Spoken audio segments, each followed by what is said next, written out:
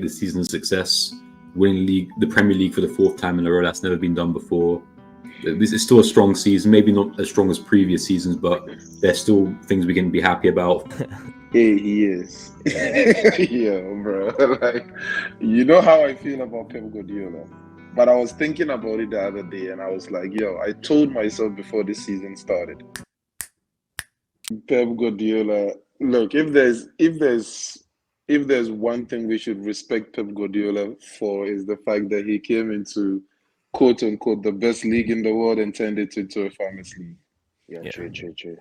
Even if he hasn't done anything in football, this accomplishment is enough for him to be called one of the greatest managers ever.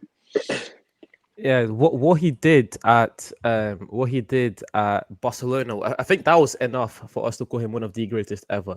But and even at Bayern, but for him to then come to the Premier League and just completely dominate, it's just as a United fan, it's hard to say it, but it gets to a point where you just have to be honest. And this guy, I don't know if I would go as much as to say he's the greatest Premier League manager of all time, just because Sir Alex has 13, but he has to be second, and there's not even a question about him being second.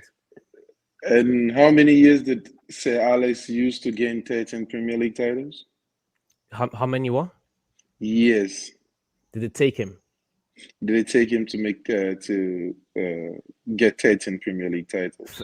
So it started in 93, he ended it, so around 20 years.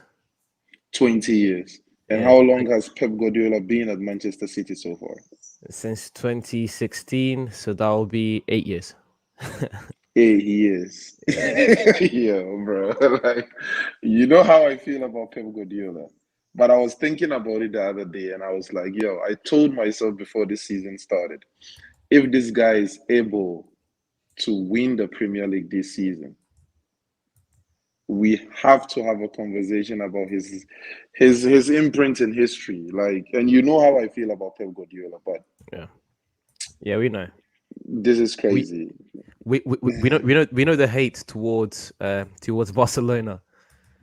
No, I don't hate Barcelona, but I can't love them. I'm a Madrid fan. I don't hate them, but I can't love them.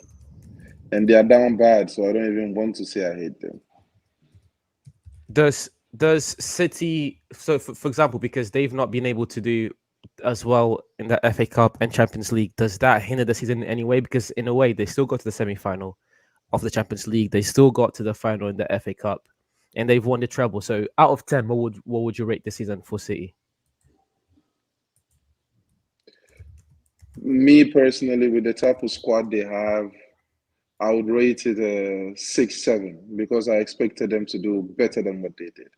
You understand me? They might have won the league and everything, but they have a squad to win everything. They could go back to back on everything.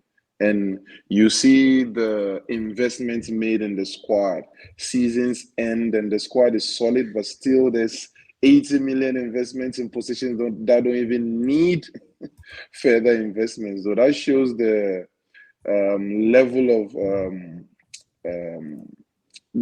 level of expertise that goes into every single position in the City squad. So good isn't good enough for them. They want perfect in every single position. So I would expect them to do better than like just winning the league, because they've made it a Farmers League. The Champions League needed to be won again for me to give this season a 10. Okay. I think that was a bit too high. I think I'd still give it like an 8 or 9 because they've still been able to. I'll give it a 9. The only reason why it's not perfect is because they're missing out 2 trophies, but they were still able to dominate in the league. Well, you said lower than that. Yeah, way lower than that. You just scraped a Premier League. If anything, that's 4 or 5. You scraped a Premier League. You lost to United in the worst season. Yeah, that's true. That is true. That is true. Yeah. I mean, that's poor. That's poor, honestly. No, but they still won the Premier League. I know, but you scraped a Premier League. What about the other trophies? Yeah, but last season you won the treble. As a whole, even though Man City have set their standards high, I think we can still take this season's success, winning the Premier League for the 4th time in a row. That's never been done before. This is still a strong season, maybe not as strong as previous seasons, but there's still things we can be happy about. Foden's developed brilliantly. He's probably, I believe he's won the PFA Player of the Year award, so Yeah, you he can see did. steps in his career. So I think there's definitely positives to take away from the season, but granted, in the cups we can see clear negatives. We lost the Champions League final. We bottled against Real Madrid.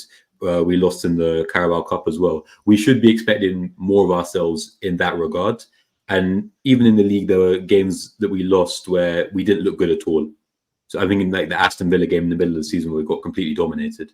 So I think on the whole, I'm still happy, but there's things to work on, and I'm still happy with Pep. I still see his visions working, and I don't think I'll ever be Pep out, just given on what he's done for Man City Football Club.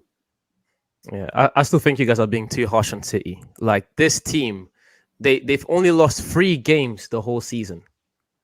And fair enough, they didn't do it as well in the cup competitions. But I think when you have a team like Arsenal in your heels, and then you have to factor in factors like rotation and stuff like that. Winning the league where you only lost 3 games, this has been one of the highest point tallies as well, with 91 points.